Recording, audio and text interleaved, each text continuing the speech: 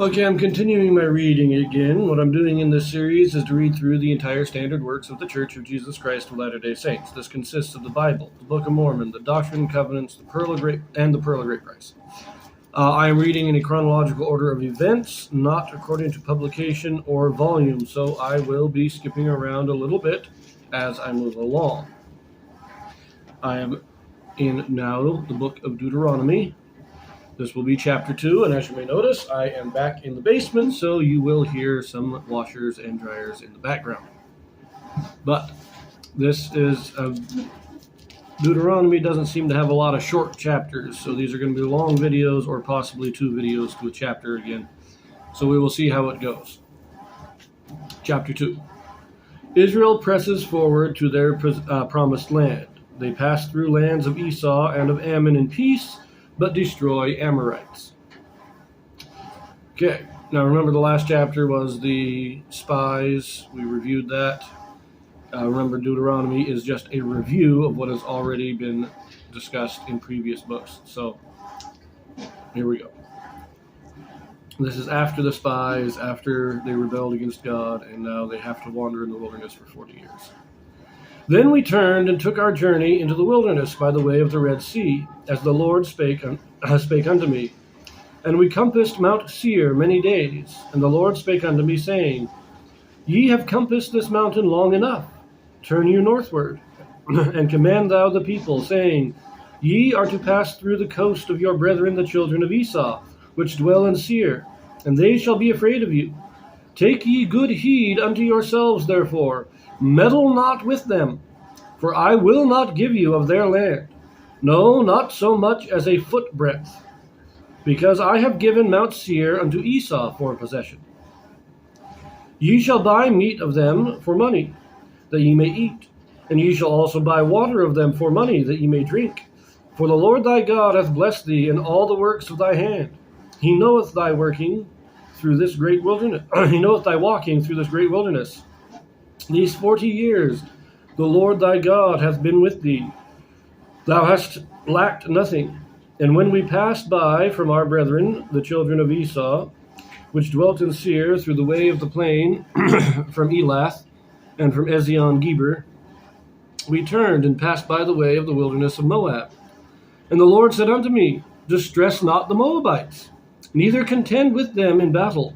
For I will not give thee of their land for a possession, because I have given Ar unto the children of Lot for a possession.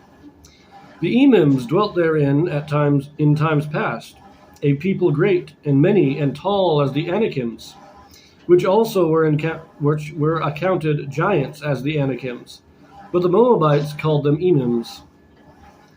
The Horims also dwelt in Seir before time, but the children of Esau succeeded them, when they had destroyed them from before them, and dwelt in their stead, as Israel did unto the land of his possession, which the Lord gave unto them.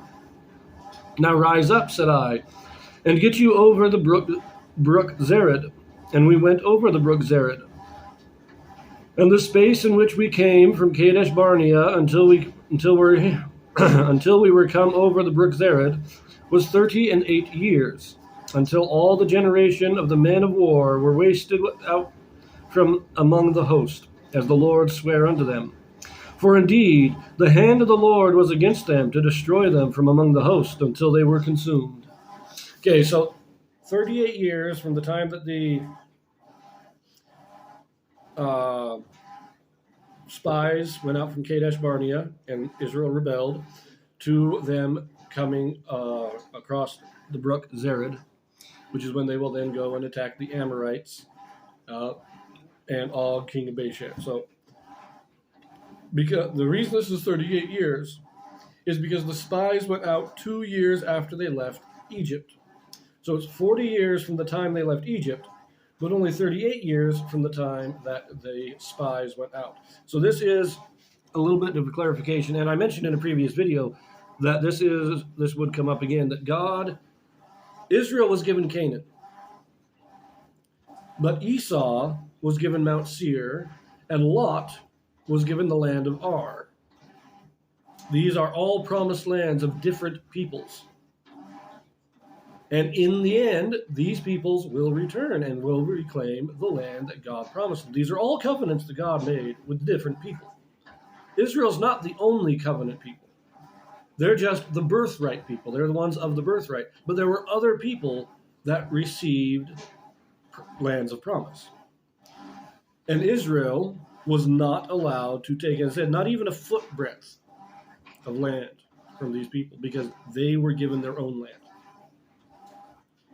Because God is not just the God of Israel. He never has been just the God of Israel. He is the God of all men.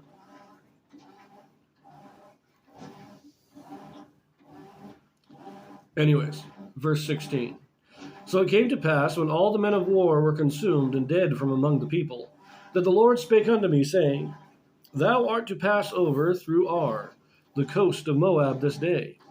And when thou comest nigh over against the children of Ammon, distress them not, nor meddle with them, for I will not give thee of the land of the children of Ammon any possession, because I have given it unto the children of Lot for a possession. That also was accounted a land of giants. Giants dwelt therein in old time, and the Ammonites call them Zamzummims, a people great and many and tall as the Anakims. But the Lord destroyed them before them, and they succeeded them and dwelt in their stead, as he did to the children of Esau, which dwelt in Seir when he destroyed the Horims from before them, and they succeeded them and dwelt in their stead even unto this day. And the Avims, which dwelt in Hezerim, even unto Asa, the Caphtorims, which came forth out of Caphtor, destroyed them and dwelt in their stead. So we've got a number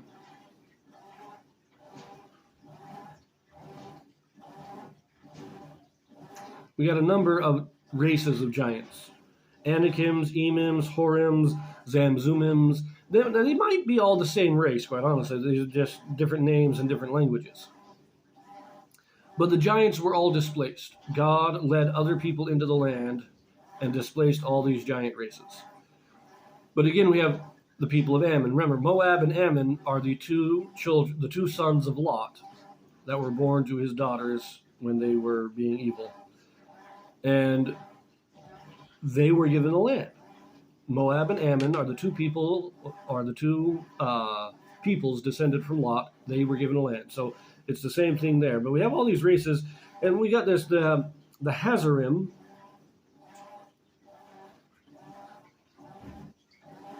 the Avims, which dealt in Hazarim. This is villages. This is the smaller towns. They were displaced by the Caphtorims, came out of Caphtor. Now the footnote says that this is another name for the island of Crete and is the origin of the Philistines. Now, there are two groups of Philistines. We're going to have to remember that later on, because there's the Philistines that were descendants of Canaan.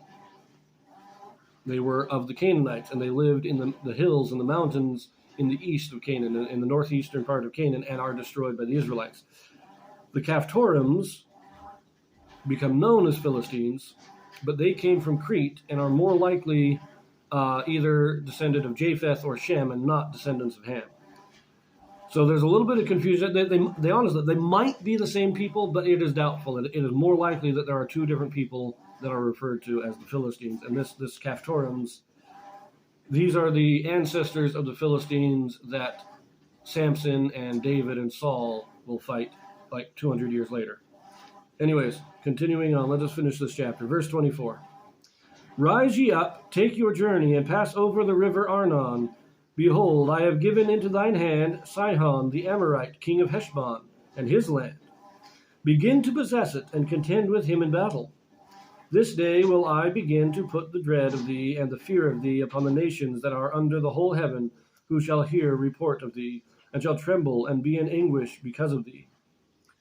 And I sent messengers out of the wilderness of Kedemoth unto Sihon king of Heshbon, with words of peace, saying, Let me pass through thy land. I will go along by the highway. I will neither turn unto the right hand nor to the left. Thou shalt sell me meat for money, and I will eat, that I may eat, and give me water for money, that I may drink. Only I will pass through on my feet. as the children of Esau, which dwelt in Seir, and the Moabites, which dwelt in Ar, did unto me, until I shall pass over Jordan into the land which the Lord our God giveth us. But Sihon, king of Heshbon, would not let us pass by him, for the Lord thy God hardened his spirit, and made his heart obstinate, that he might deliver him into thy hand, as appeareth this day. And the Lord said unto me, Behold, I have begun to give Sihon and his land before thee. Begin to possess, that thou mayest inherit his land. Then Sihon came out against us, he and all his people, to fight at Jahaz.